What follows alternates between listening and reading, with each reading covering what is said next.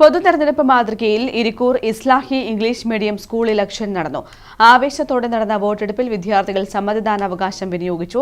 Electronic യന്ത്രങ്ങളുടെ സഹായത്തോടെ നടന്ന വോട്ടെടുപ്പ് വിദ്യാർത്ഥികൾക്ക് ഭാവി തെരഞ്ഞെടുപ്പ് പ്രക്രിയകൾക്കുള്ള മുന്നൊരുക്കമായി മാറി. വോട്ടവകാശം ലഭിക്കുന്നതിന് മുൻപേ വേറിട്ടൊരു ഇലക്ഷൻ അനുഭവം വിദ്യാർത്ഥികൾക്ക് സമ്മാനിച്ചിരിക്കുകയാണ് ഇരിക്കൂർ ഇസ്ലാഹി ഇംഗ്ലീഷ് മീഡിയം സ്കൂൾ.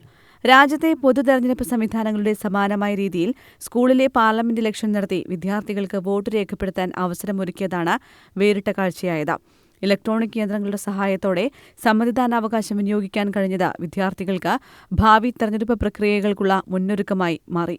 ഓരോ ക്ലാസും പോളിംഗ് ബൂത്തുകളായി ക്രമീകരിച്ചുകൊണ്ട് പ്രിസൈഡിംഗ് ഓഫീസറുടെയും പോളിംഗ് ഓഫീസർമാരുടെയും സഹായത്തോടെ രഹസ്യ ബാലറ്റിലൂടെയാണ് കുട്ടികൾ വോട്ടിംഗ് നിർവഹിച്ചത്.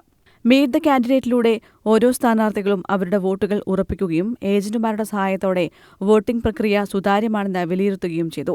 നേരത്തെ വോട്ടിംഗ് കുറ്റമറ്റതാക്കുന്നതിനായി മോക്ക് ഇലക്ഷൻ നടത്തുകയും വോട്ടിംഗിനെത്തിയ സമ്മതിദായകരുടെ വിരലിൽ മഷി പുരട്ടുകയും ചെയ്തിരുന്നു. ലോകത്തിലെ ഏറ്റവും വലിയ ജനാധിപത്യ രാജ്യമാണ് ഇന്ത്യ. അതിൽ തന്നെ ഏറ്റവും വലിയ ജനാധിപത്യ പ്രക്രിയ എന്ന് പറയുന്ന ഇലക്ഷനാണ്. ആ ഇലക്ഷൻ ആണ് ഇന്നിവിടെ നടക്കുന്നത്.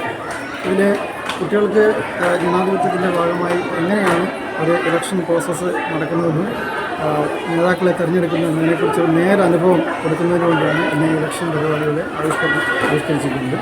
വോട്ടെടുപ്പിനിടയിലെ ആൾമാറാട്ടവും ID കാർഡ് പരിശോധനയും ബഹളത്തെ തുടർന്ന് സ്ഥലത്തെത്തിയ പോലീസും ആംബുലൻസും സ്കൂളിൽ ഒറിജിനൽ ഇലക്ഷനെ വെല്ലുന്ന വിധത്തിലായി.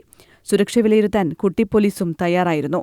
98.7% പോളിംഗ് രേഖപ്പെടുത്തിയ വോട്ടിംഗിന് ശേഷം പോളിംഗ് ഏജന്റിന്റെ സാന്നിധ്യത്തിൽ വിജയിയെ പ്രഖ്യാപിച്ചു.